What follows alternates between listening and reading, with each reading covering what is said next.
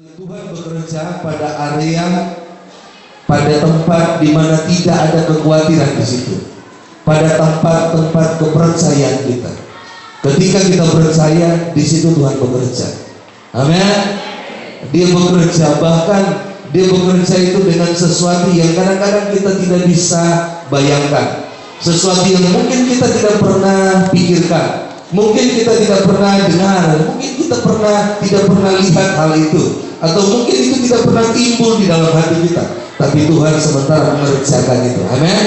Asalkan apa? Asalkan kita percaya. Nah, dan kepercayaan kita itu ternyata dipengaruhi oleh pengenalan akan Tuhan. Orang percaya karena dia mengenal Tuhan. Kalau dia tidak mengenal Tuhan, maka dia tidak percaya. Dia tidak bisa percaya. Mungkin dia bisa kenal Tuhan sebagai penyembuh. Itu sebabnya pada area-area kesembuhan dia bisa percaya kepada Tuhan. Tapi pada area-area yang lain dia mungkin tidak bisa percaya kepada Tuhan. Kenapa? Karena dia belum bisa kenal. Dia belum tahu tentang area-area itu, bahwa sebenarnya Tuhan adalah segala sesuatu dan di dalam segala sesuatu. Yang percaya katakan amin.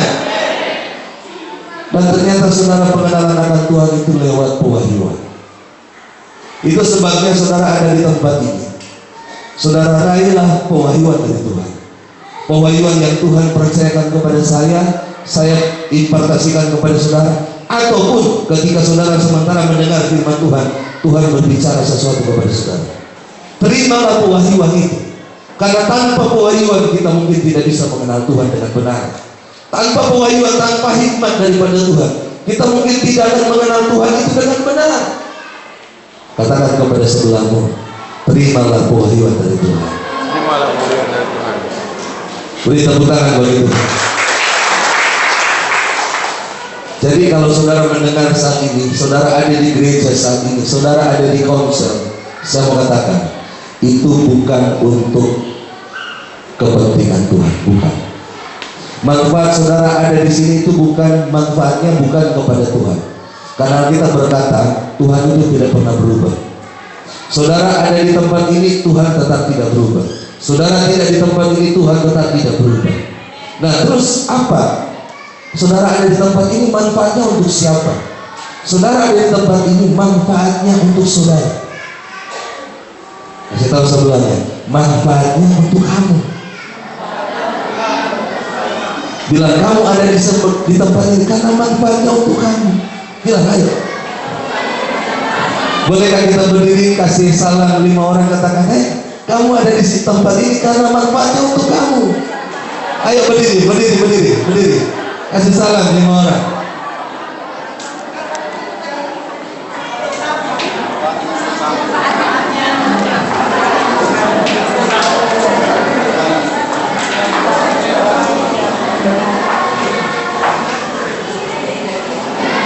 Saudara, jangan sampai salah kepercayaan saudara itu tentang Tuhan. Yang pertama, saudara dengar baik. Kasih Tuhan itu tidak dipengaruhi apakah saudara hadir atau tidak hadir. Perhatian Tuhan kepada saudara itu tidak dipengaruhi apakah kita setia atau tidak setia. Alkitab berkata kita tidak setia, Tuhan tetap setia. Katakan amin. Katakan amin. Beri tepuk tangan yang luar biasa kepada Tuhan. Lebih meriah lagi. Kasih Tuhan itu tidak dapat dipengaruhi oleh sesuatu. Tuhan tidak pernah berubah. Jangan saudara berpikir begini. Kedua, kalau saya datang, saya memberi yang terbaik, maka Tuhan itu dia akan dia akan naik pada langit yang selanjutnya. Kemuliaan Tuhan lebih besar lagi. Ibaratnya Tuhan lebih senang lagi dengan kita. Kita menyembah Tuhan, manfaatnya bukan untuk Tuhan, manfaatnya untuk kita. Kita memuji Tuhan, manfaatnya bukan untuk Tuhan, manfaatnya untuk kita. Itu sebabnya Daud berkata, hai jiwaku, pujilah Tuhan. Makanya kita berkata, ibadah itu mengandung janji, baik untuk hari ini maupun untuk hari yang akan datang. Pada waktu ibadah, pada waktu konser, pada waktu gereja, saudara menerima sesuatu dari Tuhan. Waktu saudara menerima sesuatu dari Tuhan, Saudara percaya, saudara percaya, saudara percaya. Waktu saudara percaya, di situ saudara akan melihat ledakan mujizat. Di situ saudara akan melihat ledakan keajaiban. Mulai terjadi, boom, boom, boom, boom, boom. Kita buka. Amin. Karena Tuhan tidak pernah berubah. Hari ini saya akan sampaikan tentang kabar baik tentang ketaatan. Apa? Tentang ketaatan. Saya harus sampaikan kebenaran firman Tuhan ini supaya jangan sampai kita salah tafsir dengan yang namanya ketaatan. Kenapa? Karena sudah terlalu banyak kita mendengar khotbah dari hamba-hamba Tuhan yang menyampaikan tentang ketaatan demi ketaatan. Ketika bahkan hamba Tuhan itu dulu juga saya yang menyampaikan tentang hal ini. Ketika taat, maka ada sorga, ada satu kehidupan yang luar biasa kita terima dari Tuhan. Tapi ketika tidak taat, maka ada api, ada belerang, ada murka di sana. Sehingga orang datang kepada Tuhan itu karena ketakutan. Dia takut untuk tidak taat. Kenapa? Karena dia percaya ada murka yang dia terima dari Tuhan. Nah, hari ini kita akan lihat sebenarnya apa ya yang dimaksud ya tentang mentaati. Apakah penting mentaati ya dalam firman Tuhan? Saya mau katakan sangat penting. Katakan sebelahmu sangat penting. Katakan sangat penting. Nah, tapi dalam hal ini kita harus mengerti dulu apa yang dimaksud dengan mentaati. Nah, oleh sebab itu saudara, mari kita lihat tentang Ibrani pasal 3 ayat 18 sampai 19.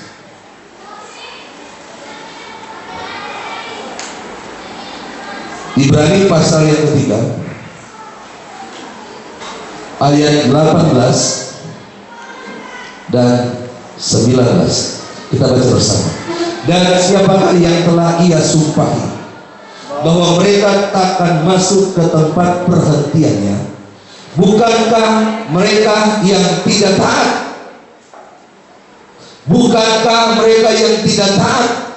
Ayat 19. Demikianlah kita lihat bahwa mereka tidak dapat masuk oleh karena ketidakpercayaan mereka. Bangsa Israel, Tuhan bilang begini, hai Israel, ya percaya apa kita.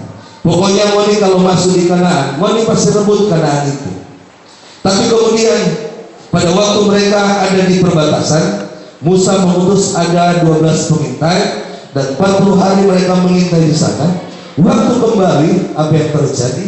10 orang membawa kabar buruk. Mereka berkata memang daerah itu melimpah susu dan madunya, tetapi mustahil untuk kita masuk di sana. Kenapa?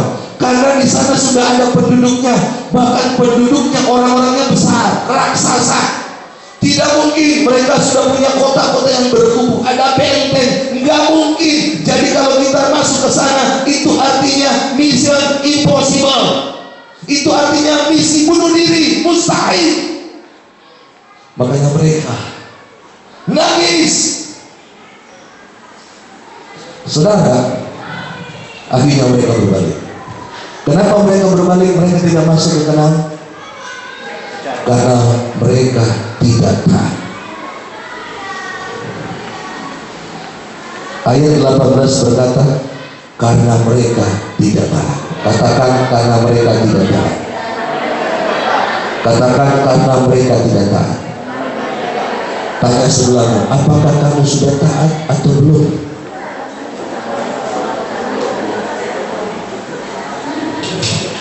Coba tanya sebelahmu, apakah kamu sudah taat atau belum? Sekarang saya mau tanya di sini, yang sudah taat coba angkat tangan.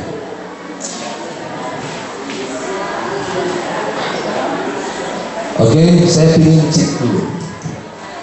Yang sudah taat coba angkat tangan tinggi-tinggi. Yang sudah taat. Yang sudah taat, coba yang sudah taat ya. Karena kalau tidak taat tidak masuk. Ya kan? Sekarang saya tanya, sudah taat belum?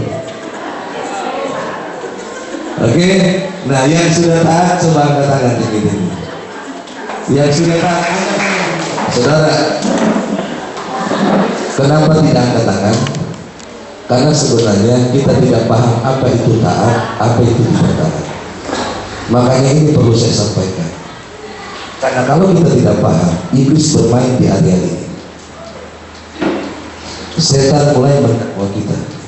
Alasan dia tidak taat. Lihat banyak lalat, kesalahan, dosa, nggak ada ponsel, nggak ke gereja, nggak melayani, nggak taat.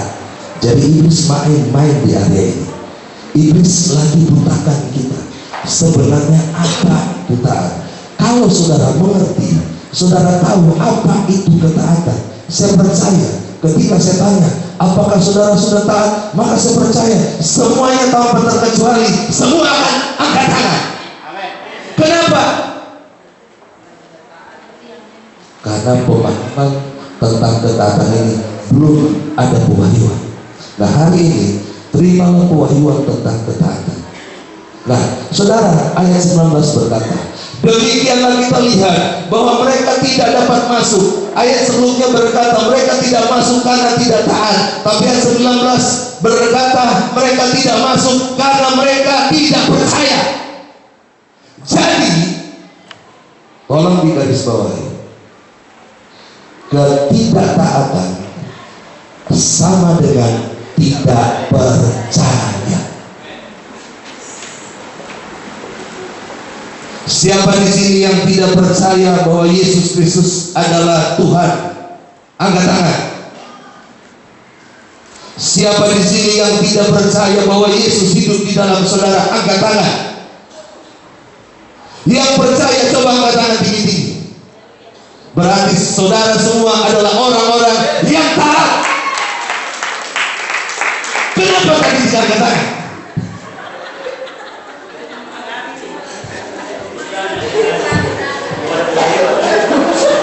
Belum ada pewahyuan. Itu sebabnya saudara, ketaatan ini maknanya sudah mulai bergeser. Ukuran ketaatan bukan lagi percaya atau tidak, tapi ukuran ketaatan hadir di komsel tidak. Oh, kalau begitu kita besok sampai seterusnya mau hadir di komsel, karena kita orang percaya, orang yang taat.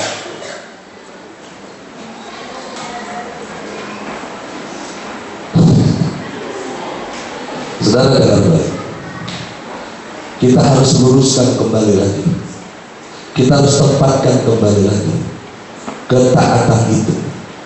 Jangan sampai kemudian ketika terjadi sesuatu, contoh ketika suami kita, ketika istri kita, ketika anak kita dalam tindakannya ada sesuatu yang keliru, kemudian kita langsung berkata, kamu ini tidak taat, jadi kamu tidak masuk ke tempat pelatihan.